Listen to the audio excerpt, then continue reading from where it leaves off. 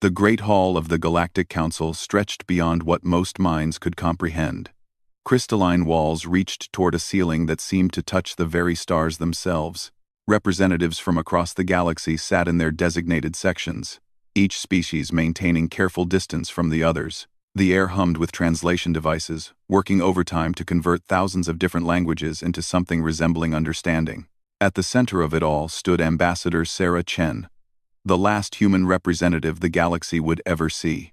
Her simple black uniform looked almost primitive compared to the flowing robes of the Ethereal Collective, or the biomechanical suits of the Zephyrian Empire. She stood alone, hands clasped behind her back, watching as the Council prepared to pass judgment on her entire species. Council Prime Vex Thera rose from the central platform, her 6 arms spreading wide in what humans had learned was a gesture of absolute authority. The insectoid leader's compound eyes reflected the chamber's light like fractured diamonds. When she spoke, her voice carried the weight of 1,000 worlds. "We gather today to address the human problem," Vex Thera announced. The translation devices made her chittering speech sound cold and mechanical. "For too long, this young species has disrupted the natural order of our galaxy. Their expansion is reckless. Their methods are crude. Their very existence threatens the delicate balance we have maintained for millennia." Sarah felt her jaw tighten, but she remained silent. The charges were nothing new. Humanity had heard them all before, during the endless diplomatic meetings that had led to this moment. The other species saw humans as barbarians, too violent and unpredictable to be trusted with advanced technology. Representative Clotar of the Aquatic Dominion slithered forward, his gill slits fluttering with agitation. Water dripped from his ceremonial fins as he gestured towards Sarah with one webbed appendage. "The humans have colonized 47 systems in less than 2 centuries, he gurgled. "They strip mine entire asteroids. They terraform planets without regard for existing ecosystems. They wage war against anyone who opposes them." A murmur of agreement rippled through the assembled representatives. Sarah could hear the fear beneath their criticism. Humanity's rapid expansion had caught everyone off guard, while other species took millennia to spread across their local stellar neighborhoods. Humans had burst from their home system like water through a broken dam. "Furthermore," added Councillor Zithrak from the Hive Collective, his mandibles clicking rapidly, "humans refuse to accept proper guidance. They reject our established protocols for colonization. They ignore warnings about dangerous technologies. They even modify their own bodies with crude genetic engineering." Sarah finally stepped forward, her boots echoing in the vast chamber. "Council Prime, I request permission to respond to these accusations." Vex Thera's head tilted, compound eyes studying the human with what might have been curiosity. "Very well, Ambassador Chen. Speak your final words as humanity's representative, honored council. You speak of balance and order, but what you really mean is stagnation." Sarah's voice carried clearly through the translation network. "For 10,000 years, your civilizations have remained essentially unchanged. You've divided the galaxy among yourselves and decided that nothing new should ever happen." Angry, chittering, and gurgling filled the chamber, but Sarah continued. "Humans are different. We explore because it's in our nature. We adapt because we must. We innovate because standing still means dying. You fear us not because we're violent, but because we represent change in a galaxy that has forgotten how to grow." Council Prime Vex Thera raised one arm for silence. "Your words only confirm what we have long suspected, Ambassador. Humans are indeed too dangerous to remain among civilized species." She turned to address the full council. "I call for a vote on Resolution 847 Alpha, the complete banishment of humanity from galactic space." The voting began immediately. One by one, the representatives of each major power cast their decision. The Ethereal Collective voted for banishment, their glowing forms pulsing with righteous certainty. The Zephyrian Empire followed suit, their mechanical voices stating that humans posed an unacceptable risk to galactic stability. The Aquatic Dominion, the Hive Collective, the Crystal Consciousness, and dozens of other civilizations all agreed. When the count was finished, the result was devastating. Of the 127 voting members of the Galactic Council, 124 had voted for humanity's banishment. Only 3 minor species had abstained, and none had voted in support of the humans. The resolution passes, Vex Thara announced. Effective immediately, humanity is banned from all established hyperspace lanes. Human colonies outside your home system must be abandoned within 1 standard galactic year. Any human vessel found in Council space after this deadline will be destroyed without warning. Sarah felt the weight of this moment settling on her shoulders. Humanity's greatest fear had become reality. They were being cast out of galactic civilization, forced back to their single solar system like children sent to their room. Council Prime, Sarah said, her voice steady despite the magnitude of what was happening. I formally protest this decision on behalf of the United Earth government and all human colonies. We consider this act of mass deportation to be a violation of every principle of justice and fairness that civilized beings should uphold. Your protest is noted and dismissed, Vex Thara replied. Guards will escort you to your vessel. You have 1 local day to depart Council space. As the session ended, Sarah walked through the corridors of the massive station for the last time. Alien beings of every imaginable shape and size moved past her, some staring with open curiosity, others pointedly looking away. She could feel their relief that the human problem had finally been solved. The docking bay where her ship waited was nearly empty. The few maintenance workers present were all robotic, their movements efficient and emotionless. Sarah's escort of ethereal guards maintained their distance, their translucent forms shimmering with barely contained energy. Her ship, the diplomatic vessel Horizon's Edge, looked small and primitive compared to the elegant curves of ethereal vessels or the geometric perfection of Zephyrian craft. But it was human-built.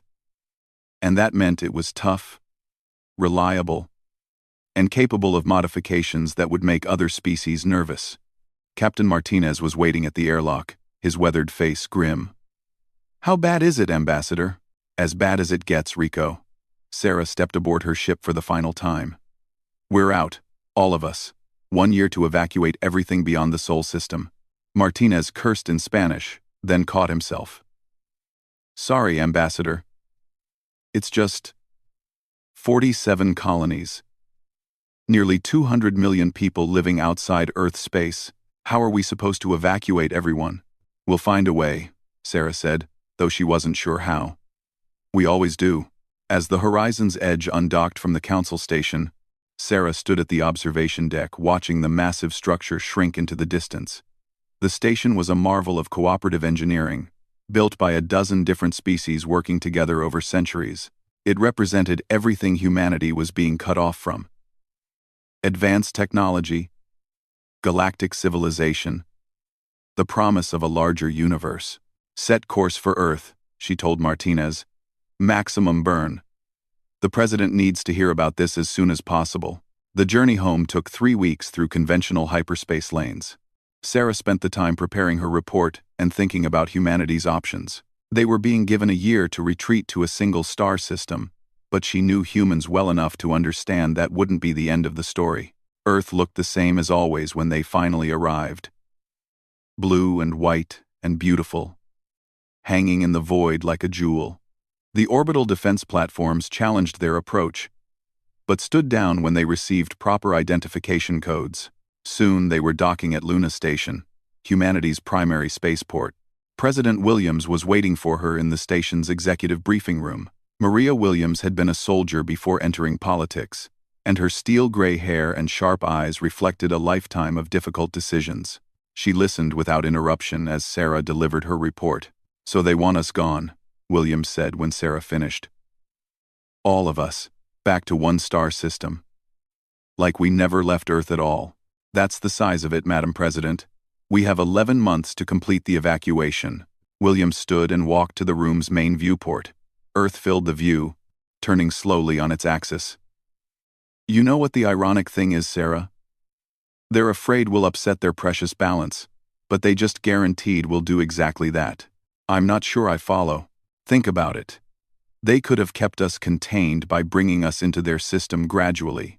Give us a few more systems to colonize. Some advanced technology in exchange for resources.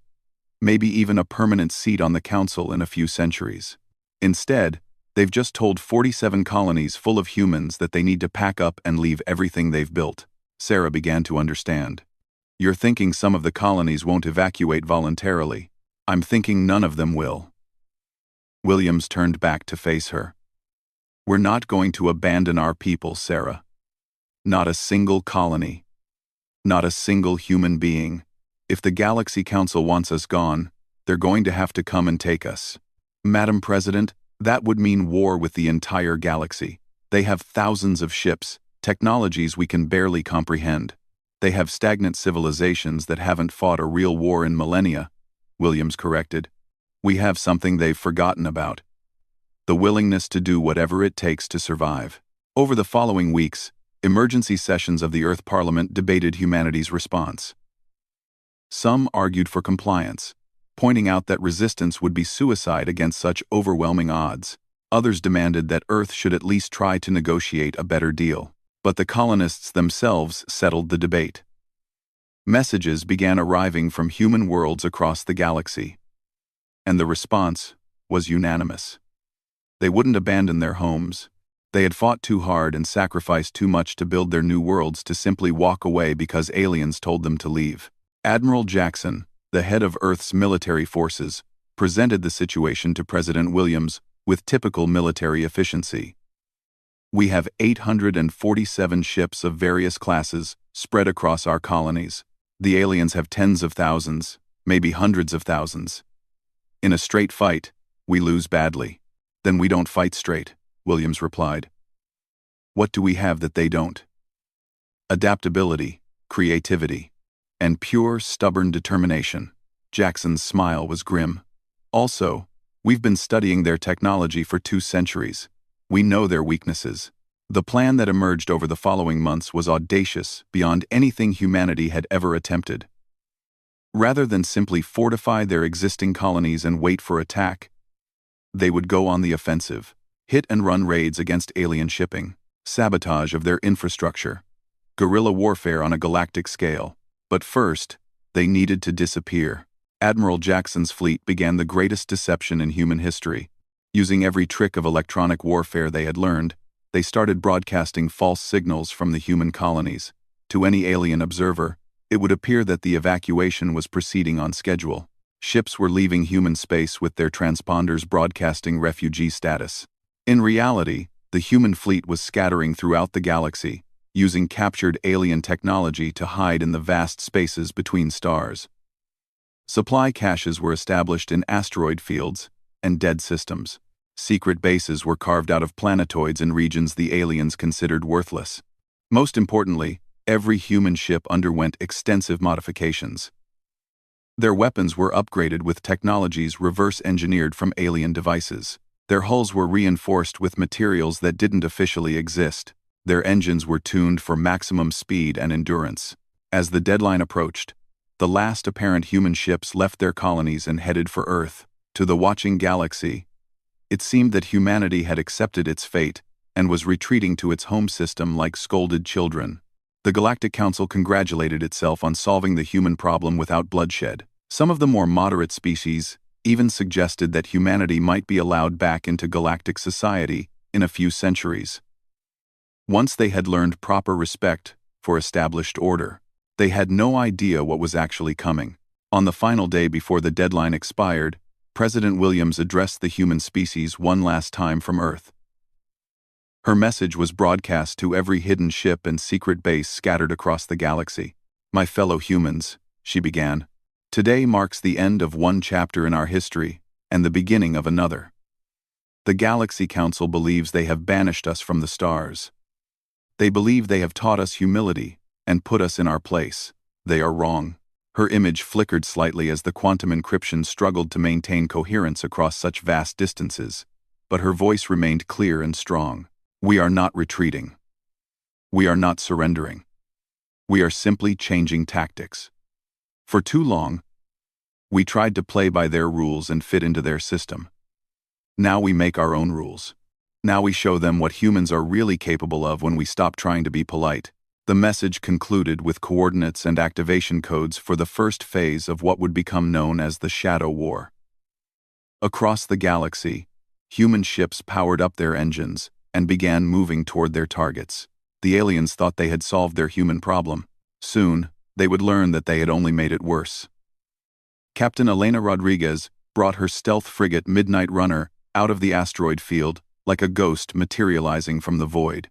Her target hung before her in space, massive and seemingly invincible. A Zephyrian cargo hauler, carrying processed metals from the mining worlds to the core systems. The alien ship was easily 10 times the size of her vessel, its geometric hull plating gleaming under the light of a distant star. 3 months had passed since humanity's supposed evacuation from galactic space. 3 months of preparation, positioning, and planning. Now, the real work began. Weapons status? Rodriguez asked her tactical officer. All systems green, Captain. Magnetic torpedoes loaded and ready. The new alien tech warheads are showing full charge. Rodriguez nodded. The warheads were humanity's first real breakthrough in reverse engineering alien technology. Instead of simple explosives, they used ethereal energy cascade technology stolen from a diplomatic gift exchange years earlier. One torpedo could cripple a ship 20 times larger than the Midnight Runner. Remember, people, Rodriguez announced to her crew, we're not trying to destroy this ship. We want prisoners, cargo, and most importantly, information. The Zephyrians think they're safe in their own space. Time to show them how wrong they are. The attack lasted less than 4 minutes. The Midnight Runner's advanced stealth systems kept them invisible until the very last second. By the time the cargo hauler's sensors detected the incoming torpedoes, it was far too late to respond. The first warhead struck the ship's engine section, cascading energy through its power grid and leaving it dead in space. The second hit took out their communication array. Boarding was swift and efficient.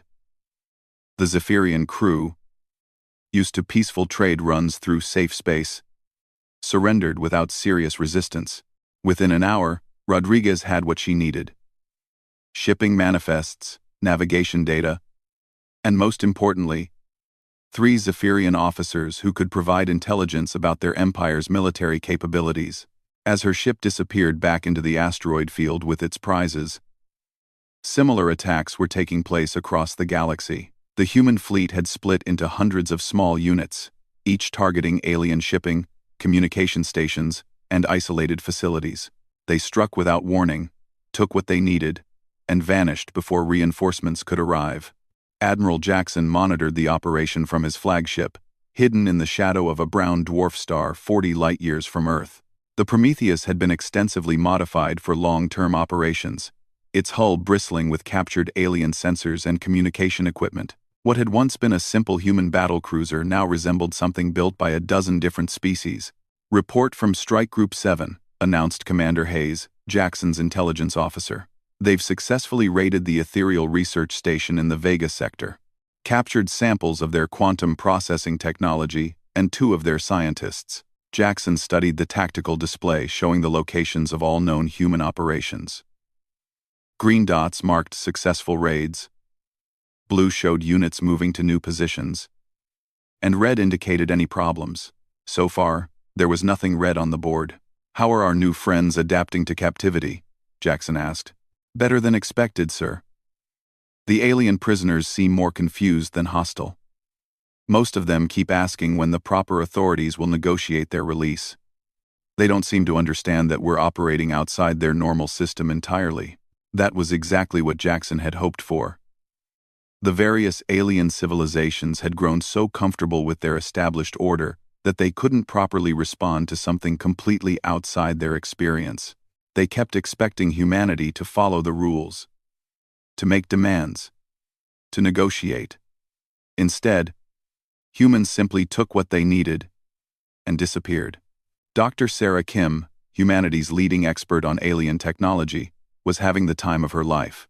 Her laboratory aboard the research vessel Newton's Dream was filled with captured alien devices in various states of disassembly. After decades of trying to understand alien technology through diplomatic exchanges and limited trade, she finally had unlimited access to the real thing. "The Hive Collective's biocomputers are even more sophisticated than we thought," she reported to Admiral Jackson during their weekly briefing. "They're not just organic circuits. They're actually simplified neural networks based on their own brain structures. If we can decode the programming language, we might be able to interface directly with their systems. How long until we can implement countermeasures? Jackson asked. Give me 6 months and I can build you a virus that will make their ships think they're house cats, Kim replied with a grin. Give me a year, and I can probably teach them to meow. The joke was funny, but Jackson understood the serious implications. If humans could crack the Hive Collective's biocomputer systems, they could potentially take control of entire fleets without firing a shot. The aliens' technological superiority would become a liability rather than an advantage. Meanwhile, on the diplomatic front, the Galactic Council was beginning to realize they had a problem. The raids were becoming impossible to ignore, and the evidence was undeniable. Humans had not retreated to their home system as ordered. Instead, they had disappeared into the vast spaces of the galaxy and launched what could only be described as a terrorist campaign. Council Prime Vex Thara called an emergency session to address the crisis. The great chamber that had witnessed humanity's banishment now buzzed with angry voices and confused demands for action. 17 cargo ships destroyed or captured in the last month, reported Admiral Kethvar of the Zephyrian Empire. 6 research stations raided. 3 diplomatic couriers intercepted and their crews taken prisoner. The humans are making a mockery of our security. Representative Clotar's gill slits fluttered with agitation. This is exactly what we feared when we allowed humans into galactic civilization. They have no respect for law or order. They attack civilian targets without warning. Perhaps, suggested Counselor Murthek of the Crystal Consciousness, we should reconsider our approach. The humans are obviously more resourceful than we anticipated. Perhaps diplomatic engagement would be more effective than continued military pressure. Vex Thara's compound eyes focused on the crystal being with something approaching hostility. The Council voted unanimously to banish humanity. We will not appear weak by reversing that decision after a few terrorist attacks. Then what do you propose? Asked Murthek. We hunt them down, Vex Thara declared. We mobilize the full military forces of every council member, and we find their hidden bases. We capture their ships and bring their leaders to trial. We show the galaxy that defying the Council has consequences. The mobilization that followed was the largest military operation in galactic history. Every major civilization contributed ships and personnel to the effort. The Ethereal Collective provided their most advanced sensor technology. The Zephyrian Empire contributed their most powerful warships. The Hive Collective offered their bioships with their ability to track targets across interstellar distances. Within weeks, nearly 10,000 ships were spreading across the galaxy, searching for any trace of human activity. It was an overwhelming display of force, more than enough to crush any normal rebellion. But humanity wasn't fighting a normal rebellion. They had spent months preparing for exactly this response. As the alien search fleets spread out across the galaxy, they found nothing but empty space and false signals. The humans had gone deeper into hiding, using captured alien technology to mask their presence. Instead of running from the massive alien fleet, Admiral Jackson decided to use it against itself. Human intelligence teams, infiltrated into alien communication networks, began feeding false information about human positions. Soon, different alien fleets were converging on the same empty systems, creating confusion and frustration. Even better, the search operation was straining the aliens' resources. Ships designed for patrol duty were being pushed to their limits, trying to cover the vast distances of interstellar space. Crews that were used to comfortable garrison duty found themselves spending months in deep space with no results to show for their efforts. Captain Martinez, now commanding the strike cruiser Defiant Thunder, watched from concealment as a Hive Collective search fleet passed through his system. 12 bioships moved in perfect formation, their organic hulls pulsing with bioluminescent patterns that served as their equivalent of running lights. They're beautiful, admitted his tactical officer, Lieutenant Park. Too bad we have to kill them. We're not here to kill them, Martinez corrected. We're here to teach them a lesson they won't forget. The Defiant Thunder carried humanity's newest weapon, quantum mines based on ethereal technology. The devices were nearly impossible to detect once deployed, and they could be programmed to activate based on specific ship signatures. Martinez had been seeding them throughout this system for the past week. As the Hive fleet reached the center of the system, the mines activated simultaneously. Not with explosions, but with quantum displacement fields that randomly teleported parts of each ship to other locations. The effect was devastating. Critical systems suddenly found themselves scattered across light-years of space. The bioships, evolved for millions of years to function as unified organisms, simply couldn't cope with having parts of themselves scattered across the galaxy. Within minutes, all 12 ships were dead in space, their crews trapped aboard vessels that no longer knew how to function. Martinez didn't waste time gloating. His ship was already moving to the system's edge, preparing to jump to hyperspace before reinforcements could arrive. But first, he transmitted a message on the Hive Collective's emergency frequency. "This is Captain Martinez of the Human Space Force. Your search fleets are crossing territories that humanity has claimed by right of settlement and exploration. We suggest you reconsider your current course of action before more of your ships suffer similar accidents." Similar messages were being broadcast across the galaxy as human strike teams hit search fleets, supply convoys, and isolated outposts. The aliens were beginning to understand that they weren't hunting scattered refugees. They were fighting an organized military force that had been preparing for this confrontation for months. The psychological impact was enormous.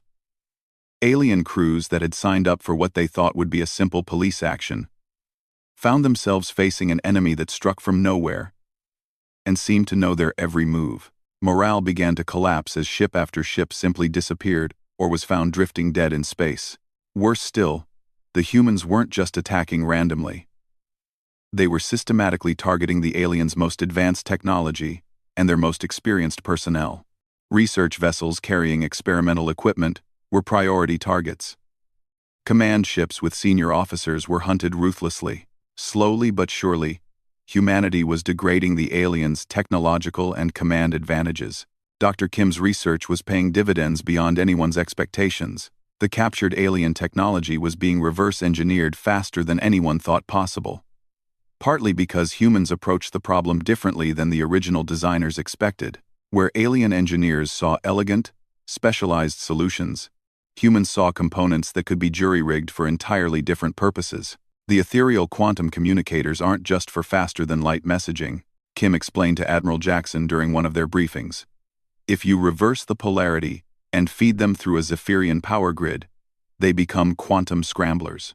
We can use them to disrupt any quantum-based technology within light years, including their own communication networks, especially their communication networks. We could effectively blind and deafen entire fleets with the right placement of scramblers. Jackson studied the technical specifications Kim had provided. If her calculations were correct, humanity was about to gain a decisive advantage in electronic warfare. "How many scramblers can you build?" "As many as you can bring me alien components for," Kim replied. The beauty of this approach is that we're using their own technology against them. Every ship they send to hunt us is carrying the raw materials we need to build more weapons. The war was entering a new phase. What had begun as hit-and-run raids was evolving into something much more sophisticated. Humanity was building the infrastructure for a long-term campaign, using captured alien technology to level the playing field. But the aliens were adapting too. After months of frustrating losses, they were beginning to develop new tactics. Some of the smarter alien commanders were starting to think like humans, anticipating unconventional strategies and preparing countermeasures. The real test was yet to come. Admiral Jackson knew that eventually, the aliens would figure out how to effectively hunt human forces. When that happened, humanity would need to be ready for the next phase of their war for survival. As he studied the star charts showing the positions of human forces across the galaxy, Jackson allowed himself a small smile. The aliens had wanted to banish humanity from the stars. Instead, they had forced humans to become something new. A species that could fight and win against impossible odds. The galaxy was about to learn that banishing humanity had been the worst mistake the Galactic Council had ever made. 2 years after the banishment, Admiral Jackson stood on the bridge of humanity's first true starbase, hidden deep in the Orion Nebula, where alien sensors couldn't penetrate the dense gas clouds. What had begun as a desperate guerrilla campaign had evolved into something the galaxy had never seen before. a human empire built entirely in the shadows. The base itself was a marvel of hybrid engineering. Its core structure used human manufacturing techniques, but every major system incorporated alien technology captured during raids. Ethereal quantum processors handled communications. Zephyrian power cores provided energy. Hive collective biocomputers managed life support. The result was a facility more advanced than anything either humanity or the Galactic Council had built. Status report, Commander Hayes, Jackson requested, as he studied the tactical displays showing human positions across the galaxy. Remarkable progress, sir, Hayes replied, consulting her datapad. We now have operational bases in 47 different systems. Our fleet strength has increased to nearly 3,000 ships, most of them incorporating alien technology. And our intelligence network has infiltrated every major council civilization. Jackson nodded with satisfaction. The numbers told the story of humanity's transformation. What had started as 847 ships fleeing certain destruction had become a force capable of challenging the entire galaxy. More importantly, they had done it while remaining completely invisible to their enemies. Any response from the Council to our latest diplomatic overture? Same as always, sir. They refuse to acknowledge our existence as anything other than terrorists and pirates. Council Prime Vex Thera has publicly stated that humanity will never be allowed back into civilized space. Then I suppose we'll have to create our own civilized space, Jackson mused. The plan that had been developing over the past months was audacious beyond anything humanity had ever attempted. Rather than continuing to fight a guerrilla war from hiding, they would reveal themselves and claim territory openly, but they wouldn't ask permission or seek recognition. They would simply take what they wanted and dare the galaxy to stop them. Captain Elena Rodriguez, now commanding a fleet of 12 ships, received her orders while patrolling the Outer Rim territories. Her target was the Kepler 442 system, a lightly defended area that contained 3 habitable worlds under nominal aquatic dominion control. The actual alien population was minimal, a few thousand researchers and administrators scattered across monitoring stations. All ships. This is Admiral Rodriguez, she announced, as her fleet emerged from hyperspace in perfect formation. The title was new, reflecting humanity's rapidly expanding command structure. Execute Operation Reclamation. The human ships moved with precision that would have impressed even Zephyrian tacticians. Advanced stealth technology kept them invisible until they were in position around each alien installation. Then, simultaneously, they dropped their cloaking and transmitted surrender demands on all frequencies. Attention alien vessels and installations, Rodriguez broadcast. This system is now under the protection of the human empire. You have 1 hour to gather your personal belongings and prepare for evacuation to the nearest council system. Any resistance will be met with overwhelming force. The response was predictable. Confusion, outrage, and demands that the humans explain their authority for such actions. Rodriguez ignored the chatter and simply waited. When the hour expired, her ships began systematically disabling any alien vessel or facility that hadn't already surrendered. The operation was over in 6 hours. Every alien in the system had been safely evacuated, their personal property respected, but their equipment and installations claimed by humanity. Most importantly, it had all been recorded by human intelligence operatives and broadcast to news networks across the galaxy. Similar operations were taking place in dozens of other systems. Humanity wasn't just raiding anymore. They were claiming territory, establishing colonies, and declaring sovereignty over entire regions of space. The message was clear. The human empire was no longer hiding. The galactic response was immediate and overwhelming. Every major power committed forces to what they called the final campaign against human terrorism. Nearly 15,000 ships converged on the systems humanity had claimed, ready to crush this upstart species once and for all. Council Prime Vex Thera personally led the largest fleet ever assembled in galactic history. Her flagship, the Eternal Unity, was a masterpiece of cooperative engineering built by all the major council races working together. It was equipped with the most advanced weapons and shields in the galaxy, crewed by the finest officers from every civilization. Today we end this threat to galactic civilization, Vex Thera announced to her assembled fleet commanders. The humans think they can challenge 10,000 years of established order. We will show them the price of such arrogance. What the alien fleet found when they arrived at the first human-claimed system was nothing they had expected. Instead of hastily built defensive positions or hidden guerrilla bases, they discovered something that looked disturbingly like a legitimate military installation. The human starbase that orbited Kepler 442c was larger than most alien space stations. Its design combined the best features of every major galactic civilization, while adding distinctly human innovations. Weapon emplacements bristled from every surface, but they were clearly designed for defense rather than aggression. More unsettling was the fleet that rose to meet them. The human ships moved in perfect formation, their hulls gleaming with advanced armor plating. These weren't the converted civilian vessels that had begun the rebellion. They were purpose-built warships that incorporated the best technology from across the galaxy. Admiral Rodriguez commanded the defense from her new flagship, the indomitable Dawn.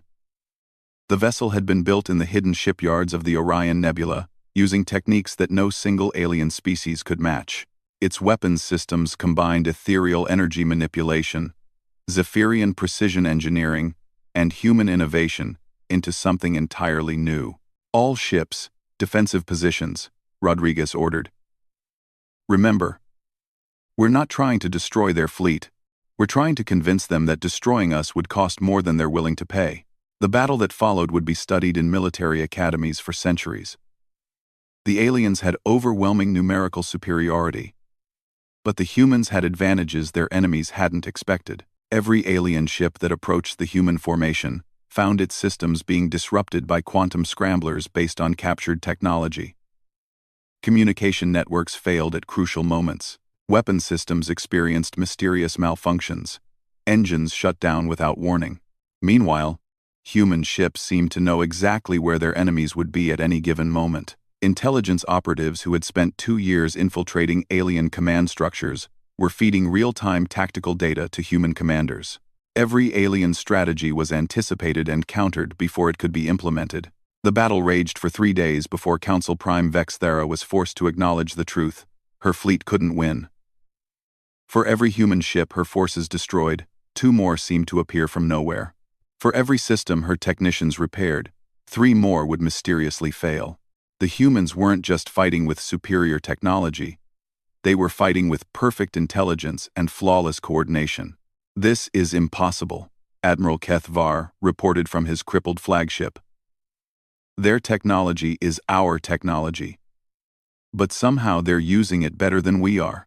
It's as if they understand our systems better than we do." Vexthera's compound eyes studied the tactical display with growing comprehension. "Because they do understand our systems better than we do. They've been studying us for 2 years, taking apart our technology, learning our weaknesses. We've been fighting an enemy who knows everything about us while we know nothing about them." The realization was devastating. The Galactic Council had dismissed humanity as primitive barbarians, never considering that those same barbarians might be capable of learning and adapting faster than established civilizations. While the aliens had remained static, humanity had been evolving. President Williams chose that moment to make her first public appearance since the banishment. Her message was broadcast on every frequency, transmitted by quantum communicators that bypassed all alien security measures and displayed on screens across the galaxy. "Citizens of the galaxy," Williams began, her image clear and confident. "I am President Maria Williams, of the Human Empire.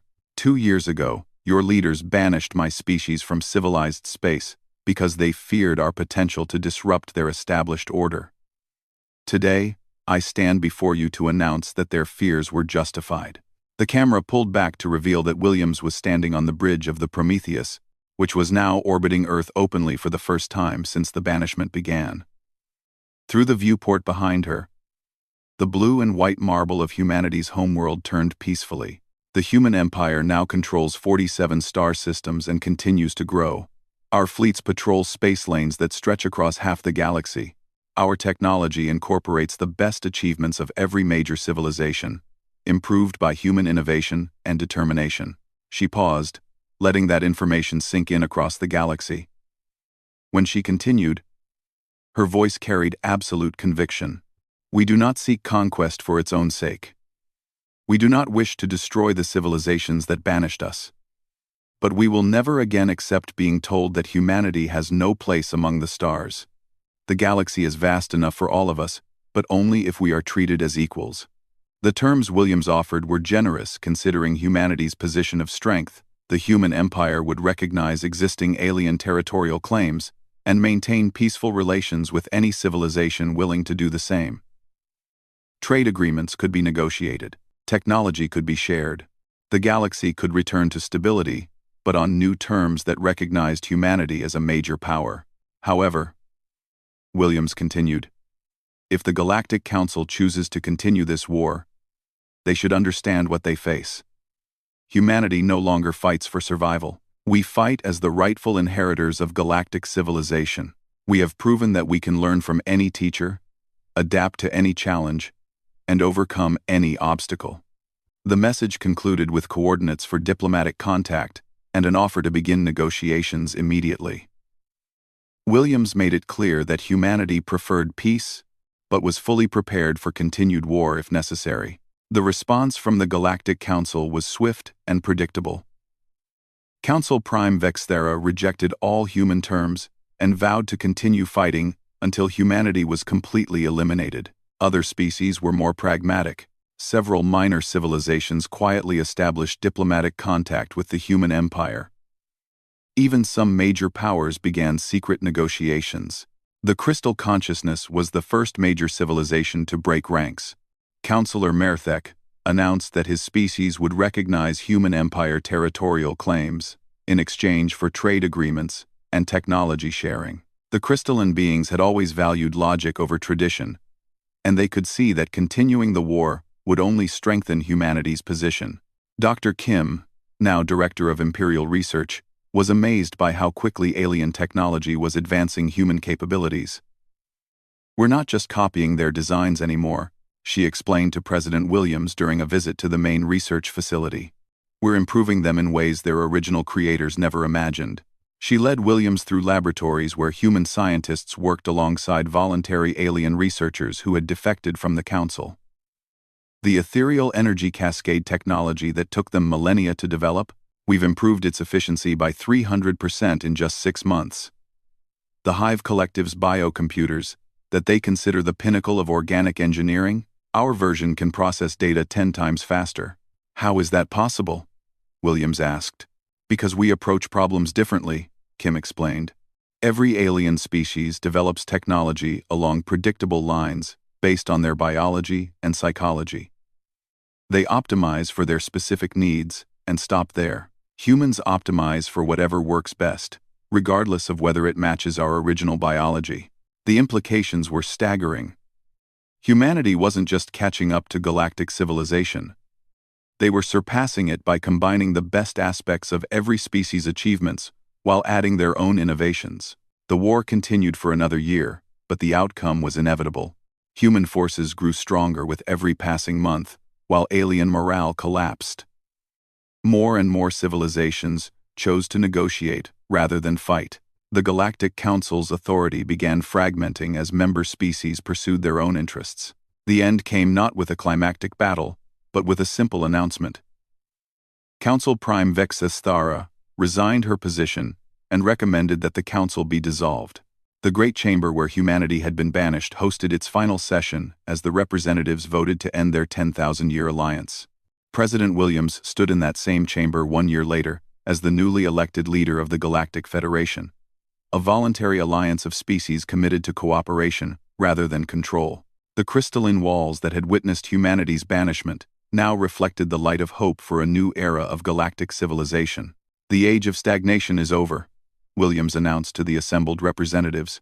The galaxy belongs to all of us now, but only if we're willing to embrace change, growth, and the endless possibilities that await us among the stars.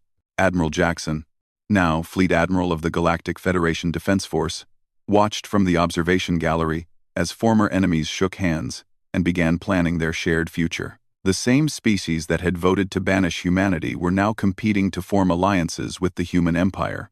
You know what the ironic thing is? Jackson said to Admiral Rodriguez, who stood beside him. They tried to banish us because they thought we'd disrupt their balance. Instead, We gave them something better, a chance to grow again. Rodriguez smiled as she watched the proceedings below.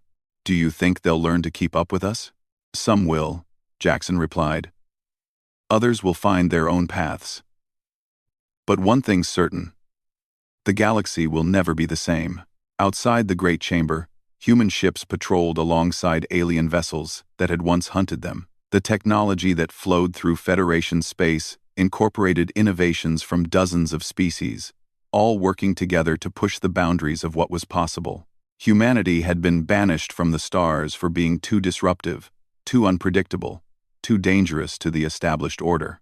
They had returned as the leaders of a new galactic civilization built on the principles they had always embodied: growth, adaptation, and the courage to reach for the impossible. The galaxy had tried to contain humanity and failed. Now it belonged to everyone who was brave enough to claim it.